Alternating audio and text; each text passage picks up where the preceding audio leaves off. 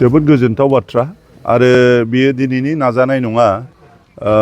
जोङो थांनाय बोसोरबानि गेजेरावबो बेखौ जोबोद नाजाबाय थादोंमोन, नाथाय जुदिअ माने बिथांमोना जोंनो लामा दिन्थिदोंबाबो जोंखौ डेस्टिनेसनाव सहैनायाव माने बधय देरि खालामफ्लांदों। दा जाय हक नैबे गोदान सरकारा खिन्थु फैनानै जोंनो बेखौ लोगो लोगो बे 1 बोसोरनि गेजेरावनो मोनहोनो हाबाय। जों साबायखर होयो बिथांमोननो। बिदि होननानै थांनाय सरकारखौ साबायखर होआ बिदि नङा, बिथांमोनाबो नाजादोंमोन, खिन्थु मानो देरि जाखो जों बुंस'नो हाया।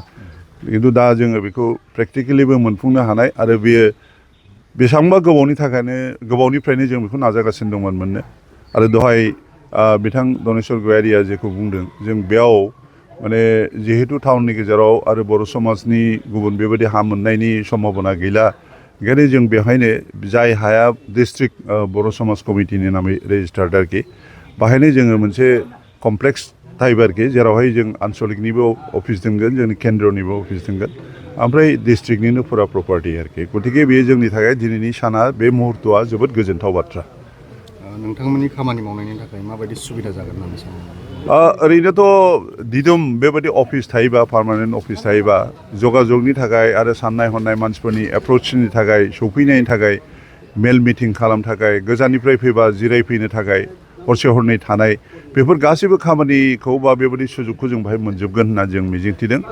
आरो जिहेतु बाहाय टु स्टार्ट उइथ आरम्भ खालामनायाव जोङो फैसाखौ बुरजा मोनाखै, नाथाय बिथाङा एसुरेन्स होलांबाय आरो जोंहा आसा दङ बा मिजिं दङ, जे जोंहा फोथायनाय दं जे बे खामानिखौ जोङो G+3 ग्राउन्ड +3 प्रजेक्ट लानानै जों खामानि मावलांगोन, जेरावहाय जोङो जे माने सानदों आरोखि, जों लुबैनाय बेबायदि एकमडेसनखौ बाहाय मोनफुंनो हानाय बादि। फैबाय थानाय समाव नोंथांमोना बर' समाज आफाद हिसाबै खामानि मावलांनो माबायदि थांखि लादों? मावनोथ' गोबां दङ, हाबाफारि दङ, जेरै बयनिख्रुइबो गिदिरसिन बाथ्राया जोंनि समाजाव जे बिशृंखलताया बांसिन जाबाय। आङो समाजनि बाथ्रा बुंब्लानो गुरुदेव कालिचरन ब्रह्मनि बाथ्राखौ मख'यो।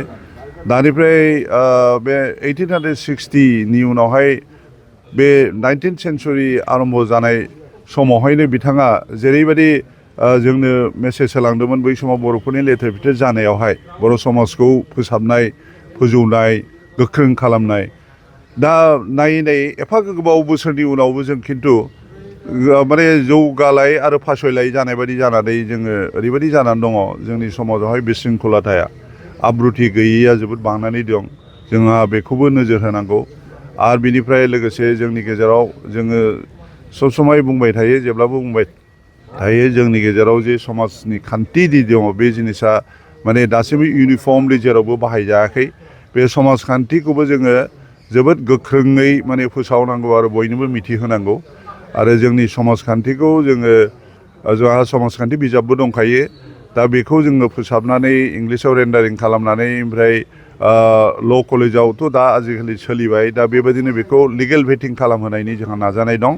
आरो लोगोसे जोंनि बे समाजनि जेनाखि मेसेज, खौरां, बे रादाबखौ जोङो बे क'क्राझारल' नङा, सारा दुलाराय आसामल' नङा, बे दुलाराय मुलुगावनो, जेरै नेपाल, बांलादेश बा मेघालय बा नागालेण्ड, बेफोराव जे बर'फोर दङ गोसारलाबायनानै, बे आसामनि जे 7 स्टेट्सनि बादैबो जों बेफोर जायगायाव थांनानै बेखौ फोसावहैनांगौ, मिथिहोनांगौ।